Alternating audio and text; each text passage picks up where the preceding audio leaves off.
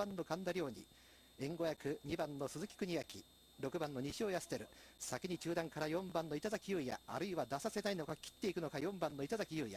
2コーナー回っていきまして、先に4番の板崎が切った格好でジャンから主導権です。5番の神田良のデビュー戦、マーク地元2番の鈴木邦明、6番の西尾まで続きました。ジャンから逃げて中金3社が抜け出しました。4番の板崎優也は中段の4番手、3番の川野は後方の6番手で最終周回です。縦長の展開で第1コーナーから2コーナーカーブ、軽快に飛ばして5番の神田良が主導権です。マーク2番の鈴木邦明食い下がっていく、6番の西尾安輝3番手ですが、鈴木がちょっと遅れてしまいました。バックから3コーナーカーブ、まくってくるのは誰か、4番の板崎、そして3番の茅野ではありますが、ぶっちぎって独走体制です。デビュー戦、これは白星目前だ。5番の神田良が先頭、2着争いになっていますが、神田良がデビュー勝ち、2着はどうか。1番の岡戸周輝差し込んできました。